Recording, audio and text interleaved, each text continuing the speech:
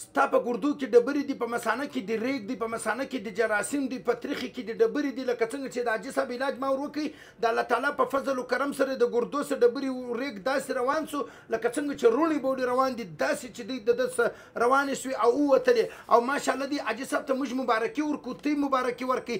دا د حاجي صاحب نوی الټراساونډ دی، دا زوړ الټراساونډ دی. په دې زاړه الټراساونډ کې چې کوم دی د مایکروب جراثیم ډبرې زیات وي، او په دې نوي کې الحمدلله د الله شفا ورکړې ده، فرق او فایده یې سوې ده. او حاجي صاحب زه تا ته ډېره مبارکي وایم د ټولو سره. مبارک الله دې تاسو ته مبارکي درکړي، الله دې تاسو ته برکت درکړي.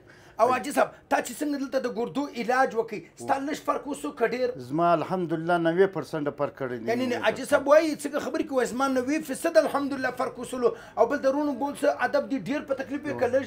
ډېر په اول ډاکټران د کوټې چې ډاکټر راشي هغه پیژنم، هغه ته ورغلی فرق د دې علاج سره ډېر وسو؟ د دې علاج سره مې دونه 90% فرق کړی دی چې جراثیم یې ختم شوي، ډبرې راته وویل. د حاجي صاحب په وینه کې جراثیم و، اوس ماشاءالله دی دا ټیسټ دی. حاجي صاحب وایي ماشاءالله دی الحمدلله، وایي دونه فرق مې وکړ چې د وین جراثیم چې دی هغه بالکل ختم شو. حاجي صاحب د وین جراثیم لږ فرق وکړي که ډېر؟ ډېر الحمدلله بالکل کلیر دی. نوی رپورټ مې درته راوړی، زوړ یې زما سره په کور کې پروت دی، دا مې نوی دی. دا نوی دی د حاجي صاحب. او حاجي صاحب تا ویلې چې د ولاړېدی نه سومه د پښو څه په تکلیف مو اوس فرق ډېر کړی دی؟ د دې ګردې او د پښو د ملا څخه زه ډېر په تکلیف کې وم. الحمدلله ستا سره ګرځې کې که اوس هر یو فوټبال کوي زه ورته ولاړ یم الحمدلله. یعنې حاجي صاحب وایي د ګردو د دې د بدن دردونو د پښو دردونو په تکلیف ډېر وم، د سر بوج چې هغه فرق سره وکړي؟ د سر بوج مې نسته ګرځې ختم سو سره ختم سور سره الحمدلله. او بل چې دی حاجي صاحب تا ویل چې د معدې څه مور سره په تکلیف هغه فرق دې وکړي؟ معدې سره بالکل کلیر یم الحمدلله. چارې وته به ورتلم ورسره په معده کې هم جراثیم دی الحمدلله، فرق یې کړی دی، شکر دی.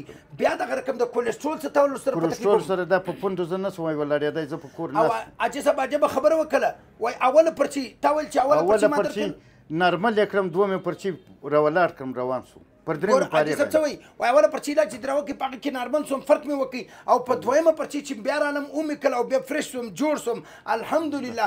ګوره حاجي صاحب ستې رقم مایوس و، بېبس و، پریشان و، د مایوسۍ و، د وسوسو د پریشانۍ په دنیا کې ناست و. حاجي صاحب هم دغه سوچونه ولول زه نه جوړېږم، زه ډېر ګرځېدلی یم، ستړی سوی یم، دردېدلی یم، علاجونه مې کړي دي، ځپلی یم، د دنیا جان علاجونه مې کړي دي، نه جوړېږم.